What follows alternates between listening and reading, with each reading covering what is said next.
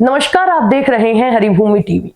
प्रयागराज की पावन धरती से एक बार फिर मिनी कुंभ यानी माघ मेले का शंखनाद हो चुका है।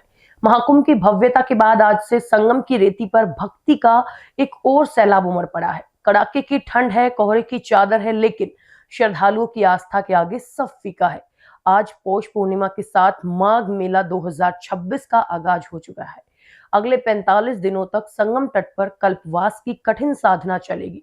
लेकिन इस बार का मेला सिर्फ आस्था नहीं बल्कि हाईटेक सुरक्षा और कुछ दिलचस्प कहानियों का भी गवाह बन रहा है। चलिए आपको ले चलते हैं सीधे प्रयागराज। आज सुबह ब्रह्म मुहूर्त से ही हर हर गंगे के जयघोष के साथ संगम तट गूंज उठा।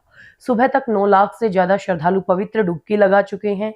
मेला प्रशासन का मानना है कि शाम तक ये संख्या 15 लाख पार कर जाएगी। स्नान के बाद भक्त सीधे अक्षयवट और लेटे हुए हनुमान जी के दर्शन के लिए लंबी कतारों में खड़े नजर आ रहे हैं।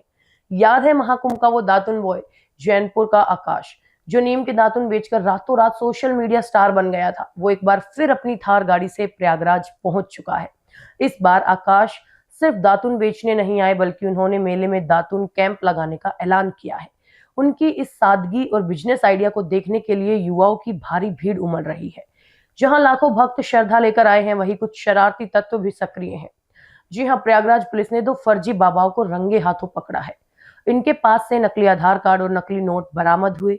पुलिस अब इनके नेटवर्क को खंगालने में जुटी है ताकि मेले की पवित्रता बनी रहे।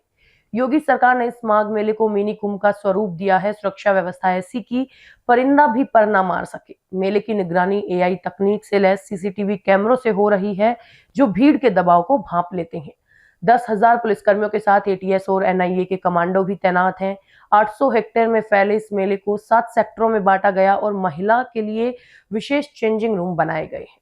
आज से संगम की रेती पर हजारों कल्पवासियों का प्रवास भी शुरू हो गया है। ये श्रद्धालु 15 फरवरी यानी महाशिवरात्रि तक फूस की झोपड़ियों में रहेंगे। दिन में 3 बार स्नान, सात्विक भोजन और निरंतर प्रभु नाम का जप ही इनका जीवन होगा। माघ मेले में अखाड़े शामिल नहीं होते, इसलिए यहाँ पेशवाई नहीं निकलती। यहाँ सिर्फ भक्ति और शांति का वास होता है। तो दोस्तों, अगर आप भी पुण्य की डुबकी लगाना चाहते हैं तो 15 फरवरी तक प्रयागराज आपका स्वागत करने के लिए तैयार है।